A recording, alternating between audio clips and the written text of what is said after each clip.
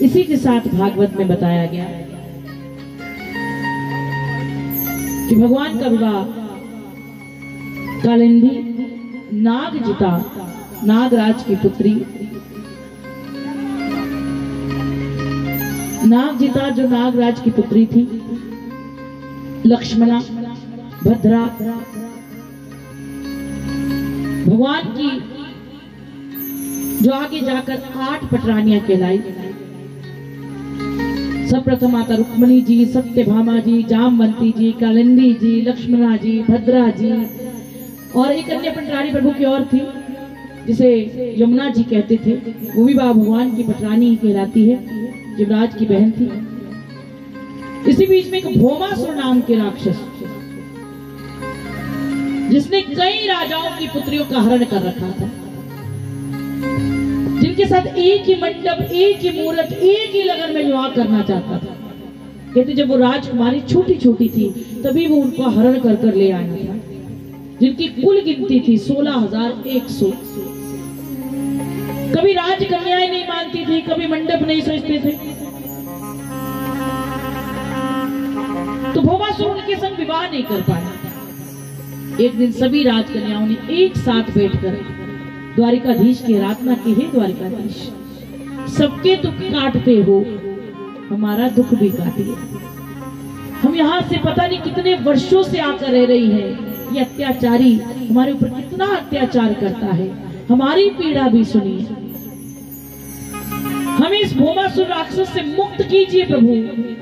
भगवान ने राजकन्याओं की पुकार सुनी। भौमासुर के साथ प्रभु ने युद्ध किया जिसमें भौमासुर मारा गया।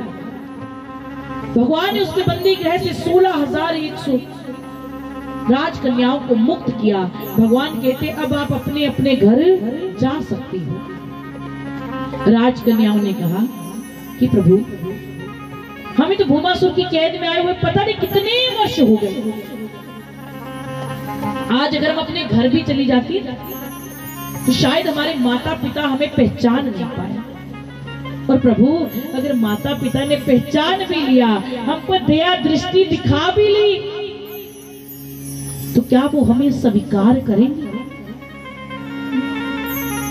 और अगर माता पिता ने स्वीकार कर भी लिया प्रभु, माता पिता आश्रय दे ही देते हैं, अगर माता पिता ने स्वीकार कर भी लिया प्रभु, तो क्या ये संसार हमें स्वीकार करेगा?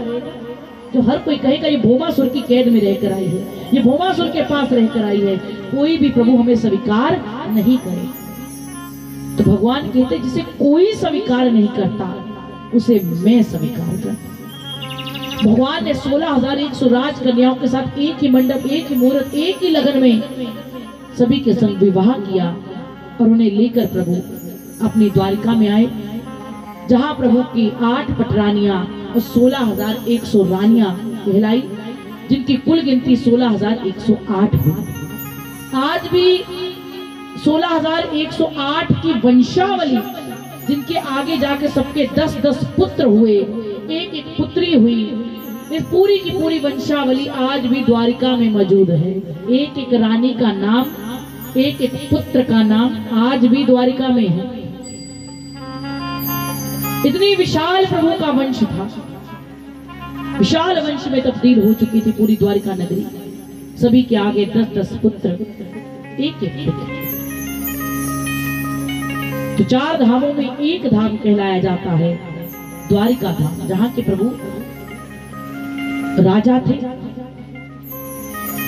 कहते हैं द्वारिका नगरी से कुछ दूरी पर भेंट द्वारिका है, जहां पर प्रभु सुदामा से मिले थे। आज भी वहां पर चावल का दान किया जाता है। तो द्वारिका नगरी के समीप 2 ज्योतिर्लिंग है, सोमनाथ और नागेश्वर महादेव। सोमनाथ और नागेश्वर 12 ज्योतिर्लिंगों में 2 ज्योतिर्लिंग और 1 धाम। हमारे 4 धाम कौन कौन से हैं सनातन धर्म में? कोई बताएगा? कोई बच्चे में से बताए 4 धाम कौन कौन से हैं? खड़े होकर मैं जानना चाहती हूँ हमारे बच्चों को कितनी नॉलेज है सनातन के प्रति। कोई भी बच्चा बताए कि हमारे 4 धाम कौन कौन से हैं?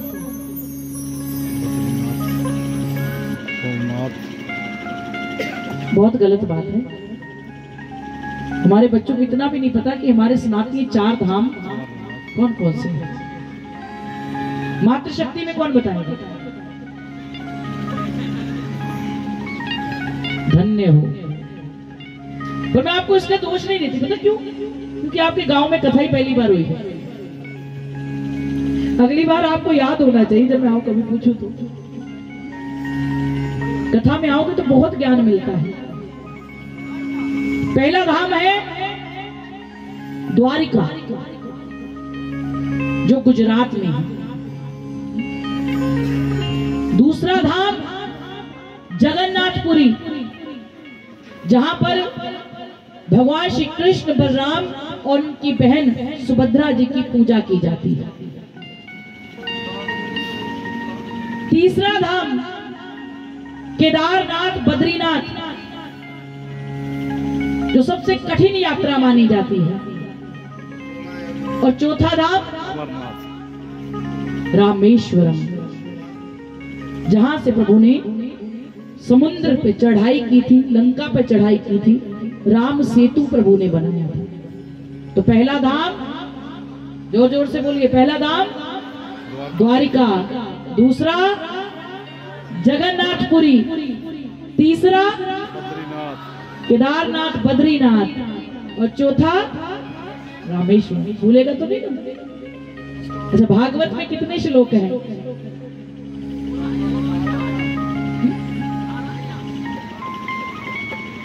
कंफ्यूज हो रहे हो? कितने श्लोक हैं? 18,000। स्कंद कितने हैं? कितने स्कंद हैं? 12। अध्याय कितने हैं? अध्याय गीता के नहीं पूछे मैंने, भागवत के पूछे।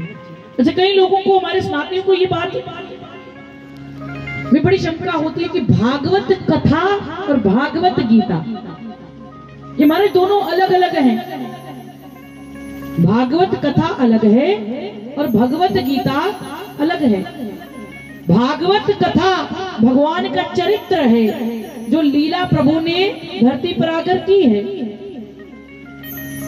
और भगवत गीता भगवान ने कुरुक्षेत्र के मैदान में अर्जुन को ज्ञान देते हुए दी थी कि तू क्या लाया है जिसके खो जाने का तुझे गम है?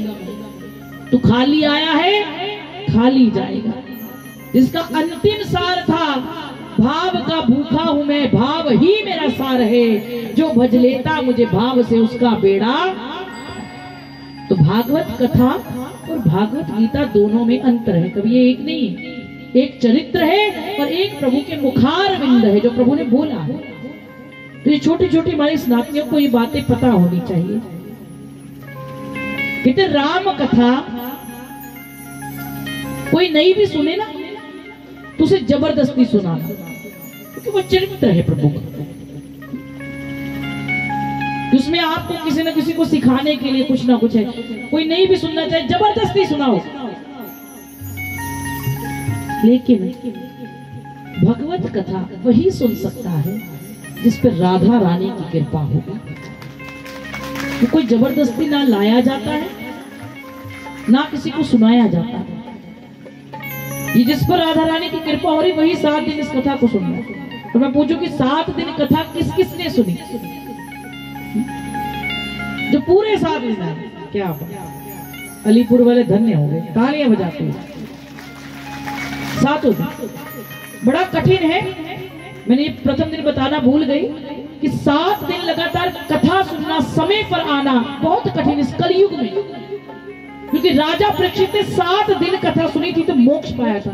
आज तो लोग 5 दिन आ जाते हैं, 6 दिन आ जाते हैं, लेकिन पूर्ण रूप से 7 दिन कथा सुनना इस कलिकाल में बड़ा कठिन है। कोई ना कोई कलिकाल का संकट उसे घेर ही लेगा। लेकिन आप पर इतनी कृपा है राधा रानी की, तो धन्य हो आप। कहते इसकी कृपा की बात ना पूछो, कितनी मिली खैरात ना पूछो। क्या लेकर जाओगे? ये कभी सोचना मत, जब वो देता है ना तो देता ही देता है। ये कभी मन में मत लाना कि मुझे प्रभु ने कभी कुछ नहीं दिया। इसकी कृपा की बात ना पूछो, कितनी मिली खैरात ना पूछो, ये इसकी कृपा, इसी की कृपा है। और मेरे ठाकुर जी की कृपा की कोई बात ना पूछो, कब मिल जाती है, कब बरसता है। तो भगवान ने आज विशाल वंश में, प्रभु का वंश तब्दील हो गया, जिनमें भगवान की बहन थी सुभद्रा, जिसे भगवती, काली, नैना, चंडी अनेकों नामों से जाना जाता है। और जगन्नाथपुरी में आज भी सुभद्रा जी की पूजा होती है। आपको पता है कि जगन्नाथ में 1 महीना भगवान की जो मूर्ति है ना, जो जिनकी पूजा की जाती है, आज भी 1 महीना प्रभु अपनी बुआ के घर रहने जाते हैं। तो ये भी जानते हैं ना, बुआ का छुट्टियां कटे, तो भगवान भी जाते हैं। भगवान की प्रतिमा वहां तक जाती है जहां भगवान की बुआ का घर था। और जगन्नाथ जी की जो महिमा है ना, बहुत विचित्र है। कभी जीते जी एक बार जगन्नाथ जरूर जाना। कहते आज भी जगन्नाथ जी का झंडा उल्टा नजर आता है, वो कभी सीधा नजर नहीं आएगा, चाहे चारों दिशाओं से देख लो।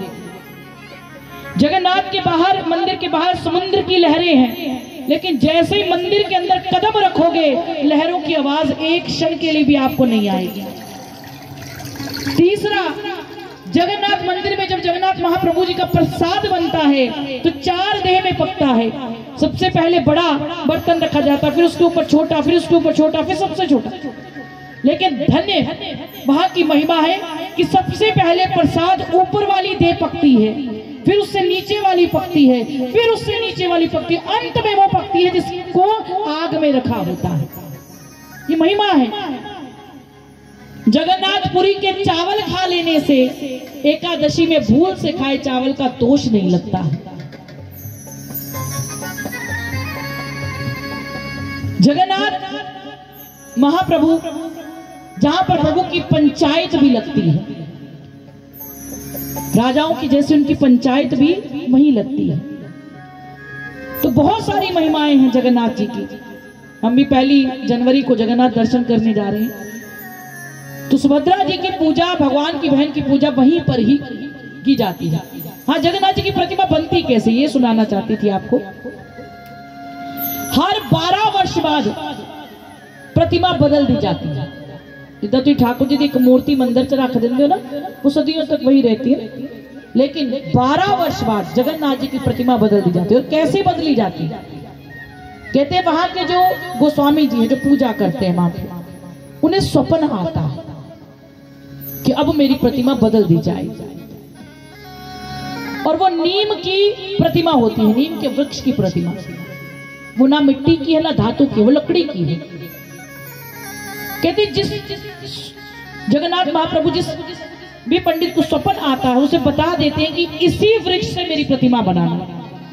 और जिस वृक्ष से उनकी प्रतिमा बनती है, ना ही उसमें चिड़ियों का घोंसला होना चाहिए, ना किसी पक्षी ने वहां पर कभी बैठा हुआ हो, ना किसी की जीव का वहां पर कोई घोंसला हो। उसी वृक्ष से जगन्नाथ प्रभु जी की प्रतिमा बनती है। कहते जब वो प्रतिमा बन जाती है ना, तो वहां का एक एक पत्ता जो होता है, जिस वृक्ष से उनकी प्रतिमा बनाई जाती है, उड़ीसा शहर की पूरी गवर्नमेंट उसकी रक्षा करती है कि एक भी पत्ता कोई व्यक्ति वहां से उठाकर न ले जाए, इतनी मानता है।